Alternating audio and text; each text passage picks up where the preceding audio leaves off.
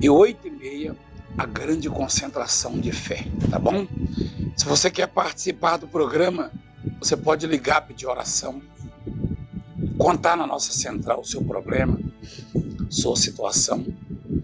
E você pode também ajudar esse programa, esse ministério, mantendo no ar a programação, a palavra de Deus, os milagres, as muitas bênçãos que Deus tem derramado sobre todos nós. E você pode adquirir o carnezinho, o carnê boleto, ou carnê comum, ajudar com R$70 todos os meses, tá bom? A palavra de hoje é conhecida de todos nós, mas sempre fala conosco, né? Está em Isaías 38, de quase todos, né? Preste atenção nesse... Aliás, vamos orar primeiro, né? Vamos falar com Deus. Vamos fazer logo no início desse programa a oração. Você está precisando de oração, não é verdade? Pai querido, nós entramos na Tua presença em o nome do nosso Senhor e Salvador Jesus Cristo. E o Senhor promete ouvir quando clamamos. Embora tenhamos consciência de que não somos nada, não merecemos e não somos dignos de respostas. Mas o Senhor nos responde pela fé que temos em Ti, pela esperança, pela confiança.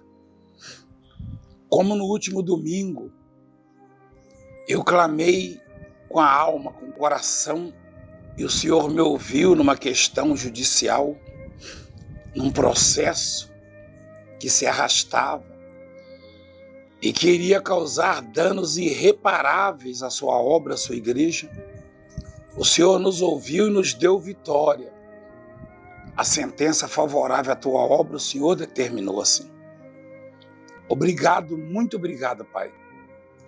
Mas há pessoas aflitas, doentes, com problemas familiares, sentimentais, espirituais.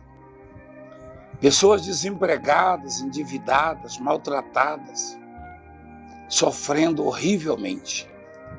E é por essas que eu oro, que eu peço, que sejam tocadas, que sejam alcançadas e que haja curas, milagres extraordinários, que portas se abram, que o teu povo consiga pagar as dívidas, saldar os compromissos, sanar os problemas de processos, enfim, de ordem de despejo. Meu Deus, essa criatura que foi desenganada pela medicina, talvez com sequelas de Covid ou do câncer, de qualquer outra enfermidade, conceda o milagre, a cura, Pai. Liberta essa criatura, o empresário, o empreendedor que está com a vida amarrada, se arruinou nesta pandemia. Meu Deus, abençoa a todos os brasileiros e estrangeiros, não importa. Pessoas que estão ligadas conosco agora, nações como Angola, Moçambique, Guiné, São Tomé e Príncipe, América, Portugal, Japão, Filipinas, país aqui da América do Sul. Alcance essas vidas agora e dê vitórias a elas. Toda a Europa, Oceania. Meu Deus, abençoa a África inteira. Em nome de Jesus, Pai, eu te peço, abençoa os dizimistas, prospera a vida deles, os caminhos, os negócios deles, os patrocinadores do carnezinho, os ofertantes. Abra as janelas dos céus sobre eles e derrama bênçãos sem medidas. Para a glória do seu nome, consagra esta água e quem dela beber receba vida em nome de Jesus. Amém. Beba da água abençoada. Graças a Deus. Isaías 38 diz assim: a doença de Ezequias e a sua cura maravilhosa. Presta atenção nesse título. A doença de Ezequias e a sua cura maravilhosa. O que é uma cura maravilhosa? É uma cura onde não há perspectiva, onde não há saída para a ciência, não há solução. É uma cura onde os médicos já não podem mais ajudar, os remédios não podem mais tratar. É a cura do desenganado. É a cura do desenganado. O que você faria se o seu médico da confiança chegasse para você, o médico da família, e dissesse que o seu filhinho, a sua filhinha, seu ente querido não tem mais cura, não tem como reverter o quadro? Ou o seu próprio? Qual seria a sua reação? Quando fazemos um exame, nos enchemos de expectativas. Ficamos torcendo para o médico chegar e falar: isso não é nada. Isso se resolve com uma dieta. Isso se resolve com um descanso. Com algum remédio natural. Aí você, que bênção, que maravilha. Ezequias, ele recebeu um profeta na casa dele que disse que ele ia morrer. Olha só, naqueles dias, Ezequias adoeceu de uma enfermidade mortal. E veio a ele Isaías, filho de Amós, o profeta. Ele disse: assim diz o Senhor, ponha em ordem a tua casa, porque morrerás e não viverás. Queria chamar a atenção dos bispos e pastores e obreiros, do povo em geral, para uma observação aqui na gramática. Diz assim: naqueles dias, Ezequias adoeceu de uma enfermidade mortal, quer dizer, irreversível, né? Foi desenganado. E veio a ele Isaías, filho de Amós, o profeta. Você observa aí. Coloca aí, filho. Isto. O profeta. Né? É claro que não existia só ele. Não, ele não era o único que servia a Deus, que fazia a obra.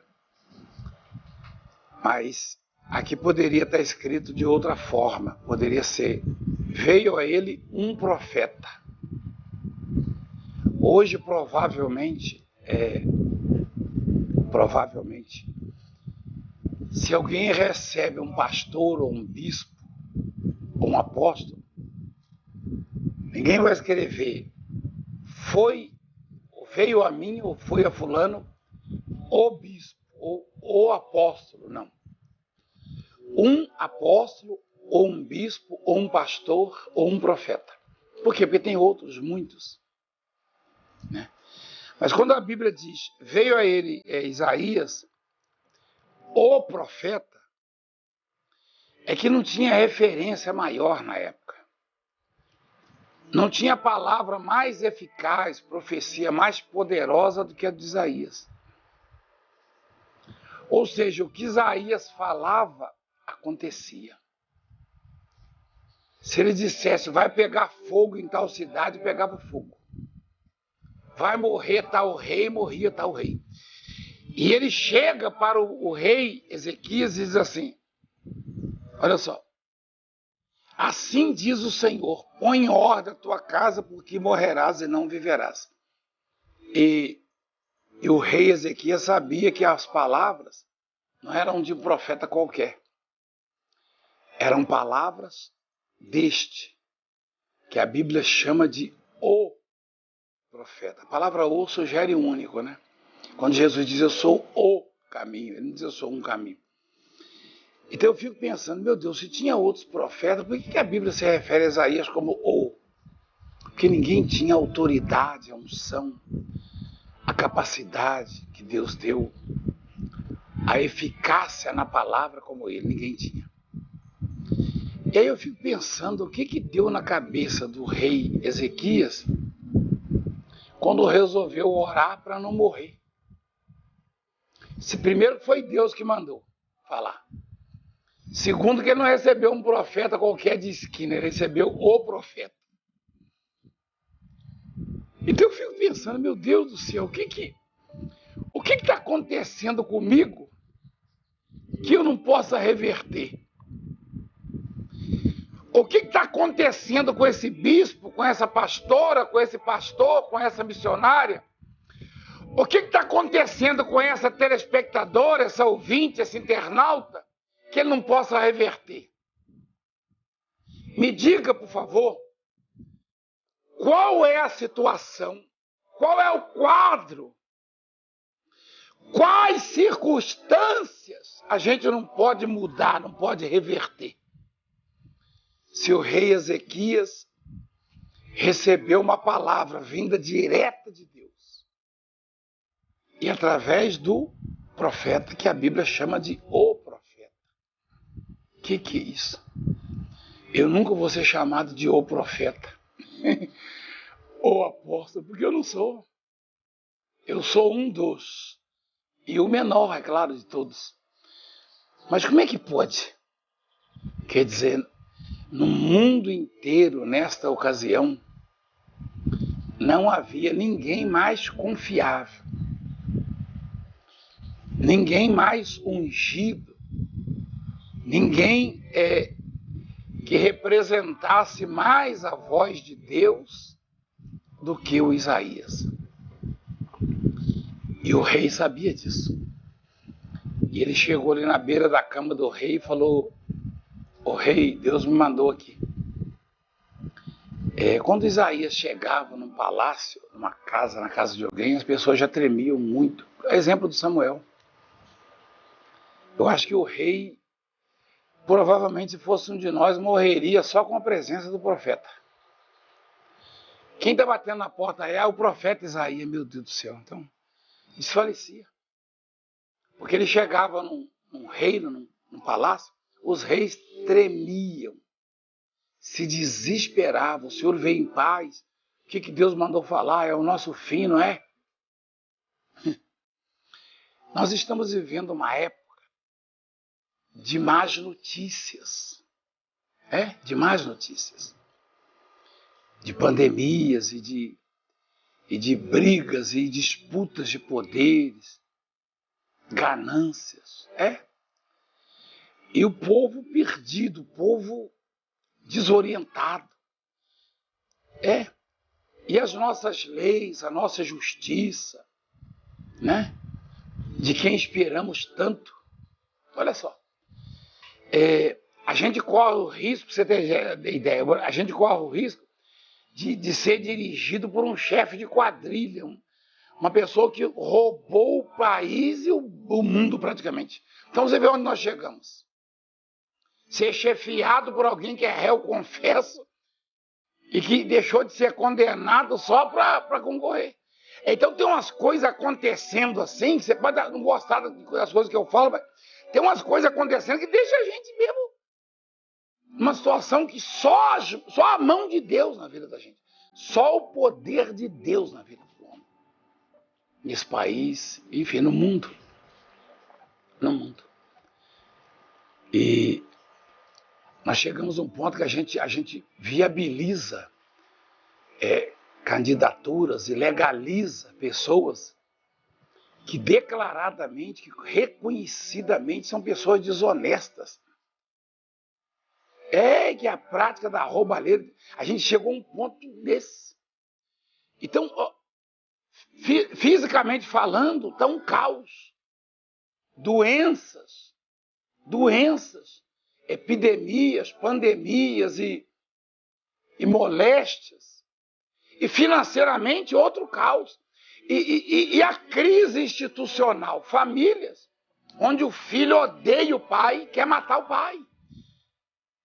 A mulher mata o marido mata a mulher, filhos não dão satisfação, não ouvem mais os pais.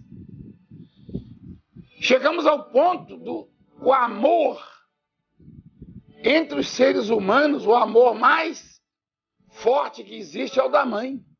Chegamos a um ponto da mãe abandonar o filho, desejar até a morte do filho, já ouvi falando isso. Olha onde estamos, povo de Deus. Olha que situação que chegamos. Que situação que chegamos. E quando a gente escuta isso, diante de tantas moléstias, tantas ameaças para a nossa vida, para a integridade, dos direitos, da moral, tá? Dos bons costumes. Quando a gente chega num ponto desses, e a gente se depara com uma palavra dessa, onde Deus fala, onde a Bíblia mostra que Deus mandou uma ordem para o rei, dizendo que o rei ia morrer. Deus mandou. Deus não volta atrás. Presta atenção, né? E é o único caso que a gente conhece na Bíblia. Se você observar na época quando Deus decidiu extinguir os hebreus rebeldes ali no deserto, Moisés, o amigo de Deus, intercedeu e falou: então o senhor não me mata. Se o senhor for matar esse povo, risca o meu nome. Deus falou: riscarei o nome de todo aquele que pecar contra mim, que me desafiar. E foi e extinguiu. Não atendeu Moisés. Moisés falou: Deus nem vai deixar eu entrar na terra prometida. Falou: vocês vão com Josué. E eu fico pensando, meu Deus, como Deus, ele preza a oração feita com humildade, com sinceridade, com retidão, a oração íntegra. E o clamor, né? A súplica. O rei Ezequias, ele foi desenganado não pelo o médico, o cientista, o diretor da OMS, da Organização Mundial de Saúde, não. Pelo infectologista renomado, né? Em inglês, que descobriu isso, aquilo, vacina disso, daquilo, negativo. Deus mandou a ordem dizendo: arrume as coisas, fala para ele, Isaías. Aí quem chegou lá? O profeta. O profeta. E ele foi pessoalmente, ele mandou auxiliar dele lá, podia chamar um pastor dele lá, um profeta dele lá, falando: cá, minha filha, eu vou lá para o monte orar, você vai lá e fala para o rei Ezequias, fazer igual Eliseu, né? Eliseu, na cura do coronel, ele falou para o servo dele: vai lá, ó, fala para ele mergulhar no rio Jordão, aí ele vai ser curado. Não, Isaías foi pessoalmente, falou: rei, eu vim dizer que sua vida termina aqui. Termina, acabou para você. E Judá, a província, o país do qual o rei ele reinava, estava num pé de guerra com a Síria e não tinha a mínima chance de vencer a guerra. A mínima chance. A Síria era anos-luz à frente, em guerra, e mais bem preparada. A força bélica da Síria era extraordinária. Quem dominava era a Síria. Se Ezequias não morresse pela doença, certamente morreria pela guerra contra o país dele. Então o profeta falou: ó, assim diz o Senhor, arrume a sua casa, porque morrerás e não viverás. Então virou Ezequias o rosto para a parede e orou ao Senhor. E disse: ah, Senhor, lembra-te, peço-te, de que andei diante de ti em verdade e com um coração perfeito, e fiz o que era reto aos seus olhos. E chorou Ezequias muitíssimo. Ezequias não era pecador, não, apóstolo. Era pecador. Era pecador. Mas como é que ele disse que andou em verdade? É porque, para os padrões do mundo, comparando com os demais reis, ele não era idólatra, não promovia a idolatria no reino dele e não aceitava nenhum outro Deus. Ele tinha consciência de que Deus só existe um. E ele levava a nação a servir a Deus, a adorar a Deus. É claro que ele pecava, ele errava. Porém, para os padrões normais, ele estava acima da média. Não existe santo no mundo, no planeta. todo mundo é pecador. Mas os que servem, os que buscam, os que confiam, os que dependem de Deus, são considerados os santos de Deus. Ele fez essa oração. Lembra que eu sempre fiz o que era reto.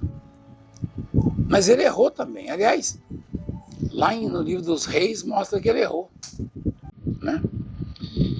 Então veio a palavra do Senhor a Isaías, o profeta, dizendo: vai, diz a Ezequias, assim diz o Senhor Deus de Davi, teu pai, ouvi a tua oração e vi as tuas lágrimas, e eis que acrescentarei aos teus dias 15 anos. Nós não precisamos de muita coisa no mundo, não. Você não precisa de muita coisa. Você fica lamentando: se eu tivesse dinheiro para isso, para aquilo. Se eu fosse amigo do fulano, do cicrano, do beltrano. Né? Se eu fosse reconhecido. De repente você mesmo, bispo, pastor, pastora, obreiro, né? Se o apóstolo me conhecesse e visse o trabalho que eu estou fazendo aqui. Que coisa.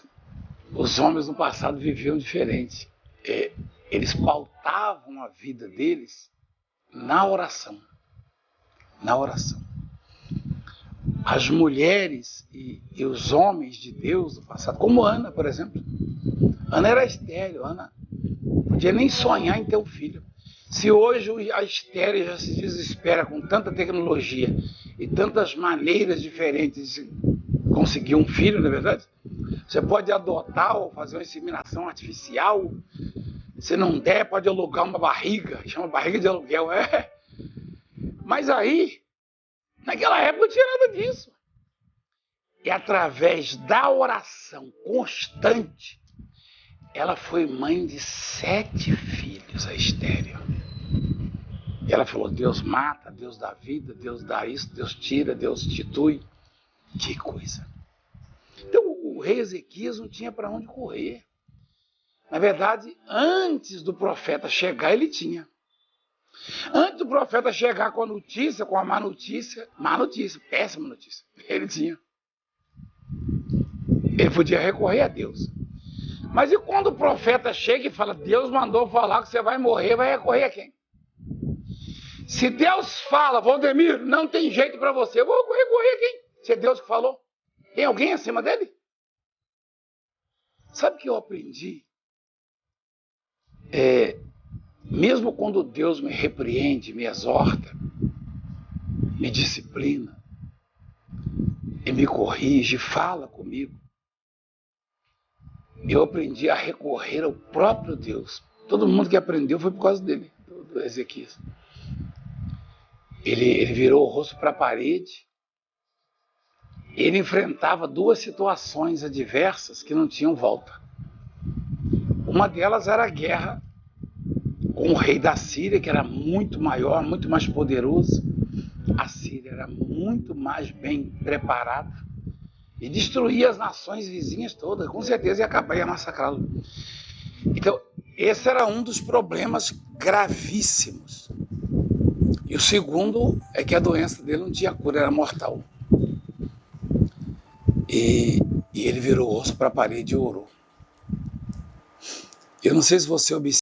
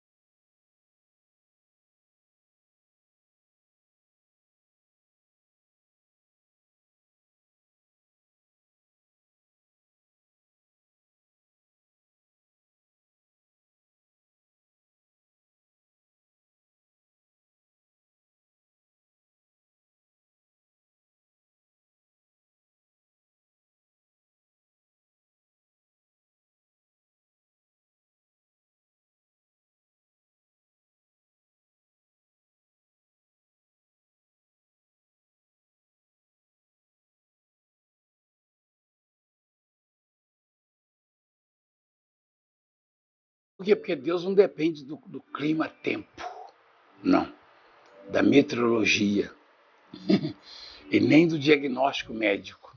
Deus não depende do que o laboratório vai mandar para o médico. Deus não depende da umidade relativa do ar, se está seco ou se está úmido, se vai chover ou se vai fazer frio, não. Deus é soberano. Deus é onipotente, é onisciente, é onipresente. Deus é tremendo. E Deus fala, vai ser assim, assim será. Só quem pode mudar isso quando Deus fala vai ser assim é a oração sincera. Olha como Deus preza a oração. Deus poderia falar, não, eu sou Deus. Eu estou acima de todos e de tudo. Eu falei que ele vai morrer, então ele tem que morrer. Eu vou voltar atrás? Olha que coisa tremenda. Mas ele voltou. Ele falou, avisa para o rei que eu ouvi a oração e vi as lágrimas. E acrescentarei 15 anos à vida dele. Isso é o que o rei pediu. Aí, por fim,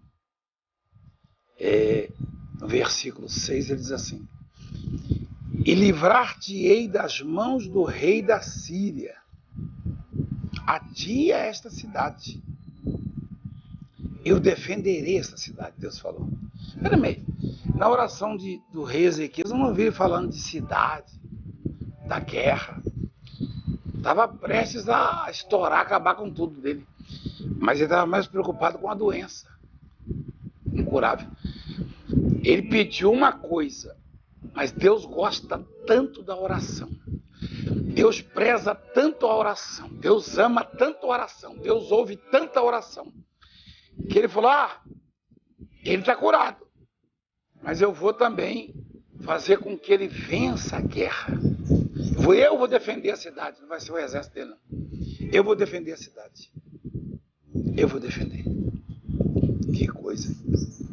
E como prova disso, para que ele saiba que a minha palavra vai se cumprir, eu vou dar um sinal. Eis que farei que a sombra